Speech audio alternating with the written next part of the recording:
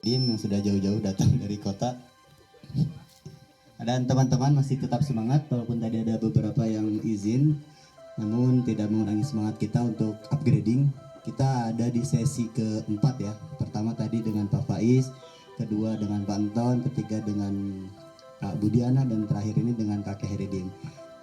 Kakek Heridim ini seorang seniman senior di Jawa Barat, sudah terkenal. Searching aja di Google pasti ada namanya.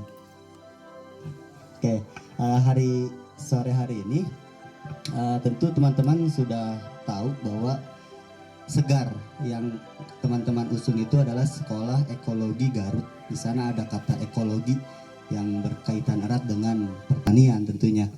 Nah, tentu kita akan tahu lebih jelas bagaimana aktor petani di sini sebagai aktor utama dari perkembangan ekologi khususnya di Indonesia ini. Nanti Kakek Heridim akan memantik teman-teman untuk berdiskusi, dan kita langsung saja serahkan ke Kakek Heridim untuk memulai diskusi sore hari ini. Kami persilakan. Baik, nuhun sauki. Assalamualaikum warahmatullahi wabarakatuh. Pertama tentu saya ikut bahagia, ikut nitip spirit ada Segar di Garut. Itu adalah harapan. Terus berikutnya di waktu yang sesingkat ini, yang mudah-mudahan saya juga bisa sesingkat-singkatnya, sebelum kita bicara ekologi, mari kita dimulai dengan bertanya ke diri sendiri. Nah, naonan sih orang teh kikieuan teh membuat Segar, ya kan, membuat kegiatan swadaya dan segala macam. Kalau pertanyaannya apa-apaan atau nanaonan kita membuat ini, saya ingin mengatakan justru lembaga-lembaga kecil seperti ini tuh penting dan langsung berhubungan dengan masyarakat yang sesungguhnya di sekitar kita. Saya akan dari situ dulu. Kenapa saya katakan begitu? Ini puluhan tahun terjadi. Yang saya sebut puluhan tahun itu di atas 50 tahun, bahkan di atas 100 tahun. Masyarakat kita itu terombang-ambing. Tapi singkatnya begini. Ujung yang paling dekat dalam hal ini adalah kepemerintahan ya, dalam struktur pemerintahan. Ujung yang terdekat ke masyarakat itu kan kecamatan, terus kelurahan, ke atasnya bupati dan seterusnya. Yang ingin saya katakan itu begini, sejauh saya ingat, kelembagaan itu atau pengisian struktur kelembagaan tersebut dimimiti kepala desa sampai ke camat, itu jenjang karirnya itu dulu ditempuh lewat APDN. Di APDN itu dipelajari tentu ilmu pemerintahan. Mereka mempelajari itu. Nah, jangan lupa APDN itu didirikan atau mulai berdiri itu di tengah ketika Golkar kuat-kuatnya. Itu adalah bagian dari mesin untuk mesin penggerak untuk satu kali pijit knop bergerak semua. Kalau yang segenerasi saya tahu bagaimana Harmoko memainkan tiap minggu tampil di TV. Terus di tiap desa ada TV sumbangan untuk masyarakat. Itu sebetulnya alat permainan itu semua. Nah, tapi baiklah, itu wilayahnya politik. Yang ingin saya katakan, yang namanya ilmu itu semua bermanfaat. Tapi sayangnya di APDN itu kan belajar di sebuah kelas, belajar tentang ilmu pemerintahan yang sifatnya itu adalah tidak termasuk otoritarian, tapi masuknya itu adalah ada atasan, ada bawahan. Jadi garisnya adalah garis perintah. Itu yang terjadi. Nah, ketika zaman kita sekarang berubah, zaman kita berubah, apa yang terjadi? Hubungan antara lurah dengan masyarakat, camat dengan masyarakat, ketika APDN itu agak surut meskipun masih dipakai, yang muncul kemudian ke depan itu kan kekuatan partai. Sehingga posisi-posisi penting di lembaga-lembaga yang paling dekat dengan rakyat itu pun bergulir kepada permainan partai. Jadi pilihan partai. Yang ingin saya katakan begini. Kenapa seperti segar ini penting? Saya tidak anti partai.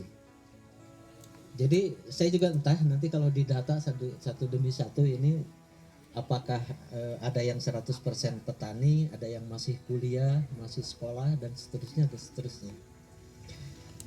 Jadi di Segar ataupun di Odesa di sini saya pribadi tidak membayangkan bahwa setiap anggotanya itu adalah menjadi anggota seumur hidup. Saya bayangkan bisa bertahan 4 tahun di organisasi semacam Segar itu, 4 tahun ya. 4 tahun dalam arti konsisten, bergerak, itu tanpa harus melepaskan sekolah. Ini yang barusan bagi kopi itu Harti juga kan kuliah.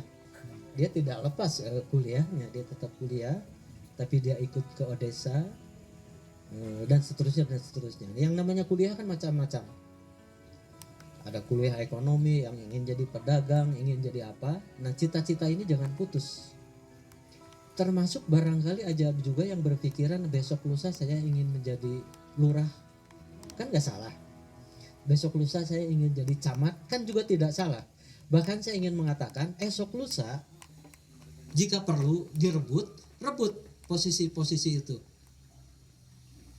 Itu adalah posisi-posisi penting. Nanti saya sebetulnya bisa menguraikan kenapa itu dikatakan penting, kan itu dengan politik anggaran lah dan segala macam, panjang sekali.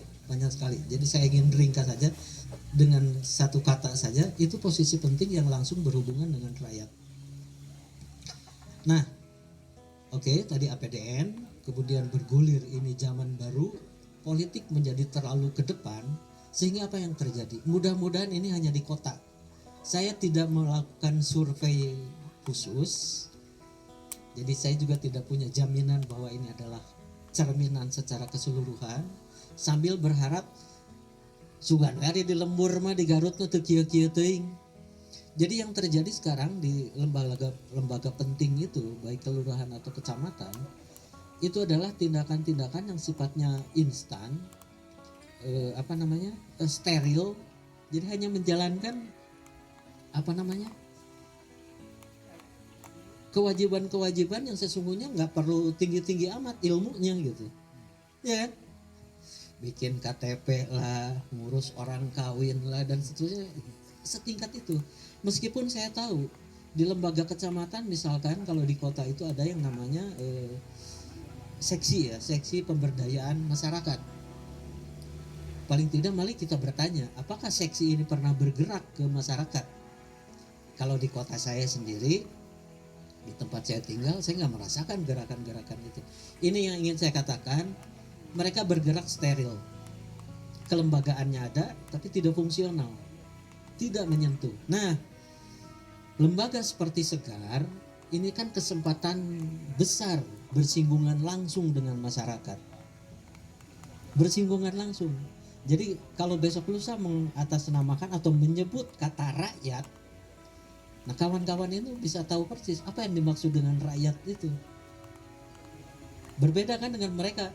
Saya membela rakyat, maju bersama rakyat gitu. Itu abstrak. Nah, kenapa ini penting saya kaitkan? Coba kita perhatikan. Dan tadi saya menyebut angka waktu, paling tidak 4 tahun. 4 tahun bisa bertahan, 4 tahun kemudian itu harapannya terjadi regulasi, pergantian generasi gitu. Ini boleh terus merintis karir ke berikutnya, menjadi politisi lah, menjadi ekonom lah, jadi pedagang lah, ya silakan berikutnya. Tapi ini ada rotasi yang berpijak langsung kepada rakyat. Apa gunanya? Gunanya kalau besok lusa di antara Suganda atau di antara kita ini ada yang jadi lurah, di antara kita ini ada yang jadi camat, maka ketika bergerak, menggerakkan kekuasaan itu akan tahu persis apa yang harus dilakukan terhadap lingkungannya, kan gitu Mbak Nana? Terus yang kedua,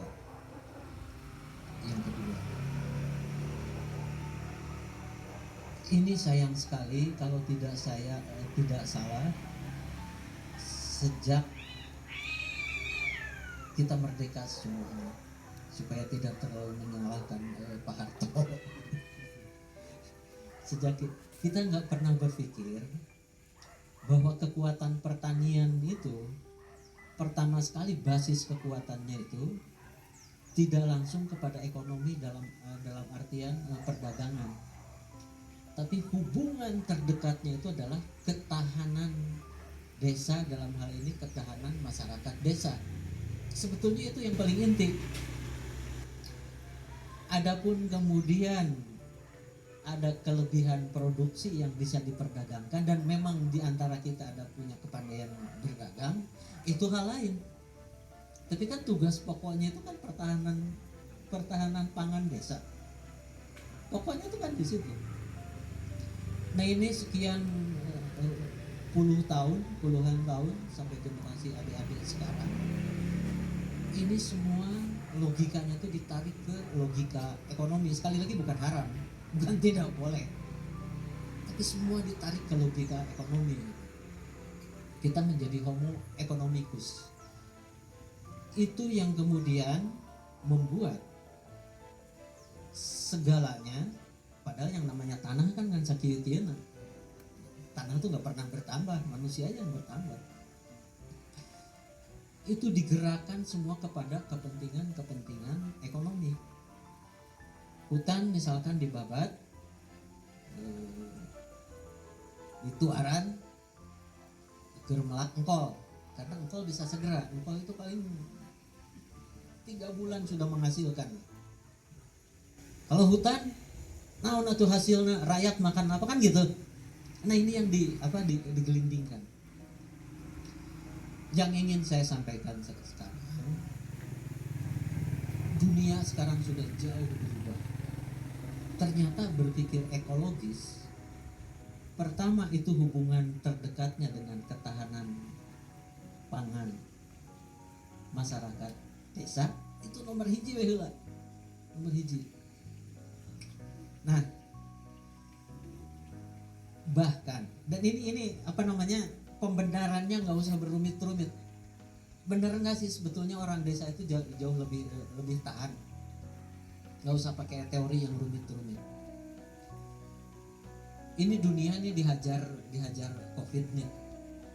Di Indonesia aja kalau dari bulan Maret, sekarang kita udah masuk November, 8 bulan ya, udah 8 bulan.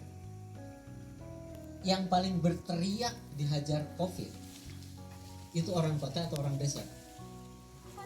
Orang kota. Langsung berteriak. PHK angkanya tuh bukan lagi ratusan, ribuan. Terakhir aja saya mengikuti berita TV, di atas 4.000 pabrik sepatu Tangerang, bukan hanya PHK, perusahaannya tutup. Dan ketika tutup tidak bisa apa-apa lagi. Nah ini sekedar bukti. Saya tidak akan berteori yang terlalu rumit-rumit, terlalu berpanjang-panjang. Ya orangnya milu riweuh gitu di desa. Betul kita juga milu susah, tapi hemat saya tidak sesusah orang kota. Sekarang kita bergerak di pertanian. Adakah yang namanya pertanian itu hari ini kita kerjakan, hari ini juga hasilnya bisa kita dapat? Ada nggak? Nggak ada kan? Hampir seluruh pola kerja tani itu berhubungan dengan waktu. Mau tidak waktu yang harus ditempuh. Dari mulai pembibitan, penanaman dan seterusnya. Itu berhubungan dengan waktu. Di setiap pergerakan waktu bukan hanya ada pergerakan tanaman yang kita tanam, oke? Tapi juga ada pergerakan dan perubahan masyarakat. Perubahan itu lapisannya banyak sekali, lapisannya itu bukan sekali.